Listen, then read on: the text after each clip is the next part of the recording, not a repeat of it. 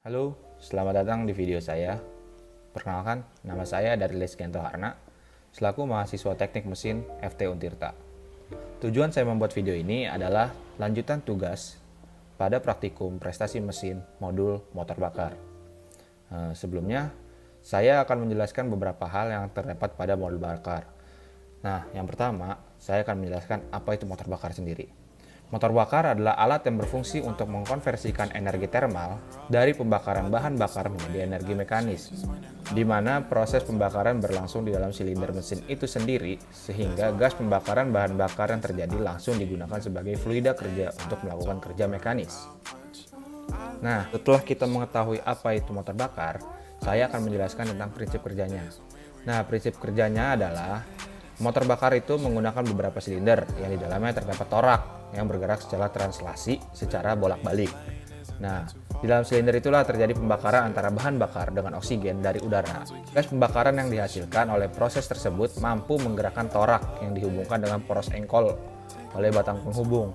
Nah, gerak translasi torak tadi yang menyebabkan gerak rotasi pada poros engkol. Nah, setelah kita tahu tentang prinsip kerja dan pengertian dari motor bakar, saya akan menjelaskan cara kerja motor 4 langkah. Sesuai namanya, motor 4 langkah. Jadi ada 4 langkah yang dilakukan pada langkah kerja motor tersebut. Yang pertama adalah langkah masuk atau intake. Nah, pada langkah ini, piston bergerak dari atas ke bawah sekaligus menghisap campuran udara dan bahan bakar melalui lubang pemasukan. Pada saat ini, katup masih terbuka dan katup buang dalam keadaan tertutup. Nah, langkah kedua, itu langkah tekan atau compression. Pada langkah ini, piston bergerak dari bawah ke atas, menekan campuran bahan bakar dan udara yang menyebabkan peningkatan suhu dan tekanannya. Pada saat ini, kedua katup dalam keadaan tertutup. Nah, langkah ketiga adalah langkah tenaga atau power. Pada saat piston mencapai titik mati atas, maka busi akan menyala dan menyundut campuran bahan dan udara yang sudah bertekanan dan bersuhu tinggi sehingga terjadi pembakaran atau ledakan.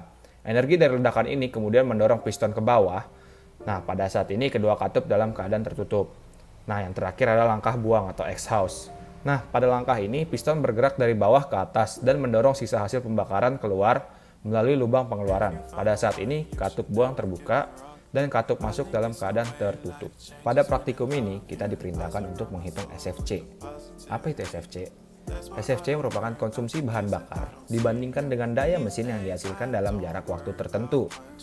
Nah, itulah yang disebut SFC. Nah, konsumsi bahan bakar spesifik ini merupakan indikator keefektifan dari suatu motor bakar dalam penggunaan atau konsumsi pemakaian bahan bakar. Nah, SFC dapat dirumuskan dengan rumus berikut, di mana M-nya merupakan bahan bakar, H-nya horsepower, dan T adalah waktu pemakaian bahan bakar. Nah, pada praktikum ini, saya mendapatkan nilai SFC dengan rata-rata 68,470 kg per kilowatt per hour. Itu merupakan data yang saya dapat berdasarkan praktikum ini. Selain SFC, kita diperintahkan untuk menghitung efisiensi termis. Apa itu efisiensi termis? Efisiensi termis didefinisikan sebagai efisiensi pemanfaatan panas dari bahan bakar yang dirubah menjadi tenaga mekanis. Nah, itu dapat dirumuskan dengan rumus berikut. Nah, pada perhitungan efisiensi termis, saya mendapatkan nilai rata-rata sebesar 98,46%. Pada praktikum ini, saya mendapatkan banyak istilah-istilah baru. Selain dua hal yang tadi sudah disebutkan, yaitu perhitungan SFC dan efisiensi termis, saya mendapatkan istilah baru yaitu RON. RON adalah hasil mengukur kinerja bahan bakar bensin, yaitu seberapa banyak kompresi bahan bakar bensin dapat bertahan sebelum meledak. Mesin kendaraan bensin dengan rasio kompresi yang tinggi membutuhkan bahan bakar dengan angka RON yang lebih tinggi. Kemudian ada cetane number. Berbeda dengan RON, yang menunjukkan kualitas BBM berjenis bensin. BBM untuk mesin diesel memiliki cara pengukuran berbeda. Ukuran pada BBM mesin diesel adalah cetane number atau angka cetana. Angka cetana bukan menunjukkan tingkat kepekaannya terhadap detonasi atau ledakan. Bahan bakar dengan bilangan cetana yang tinggi akan mudah berdetonasi pada motor diesel.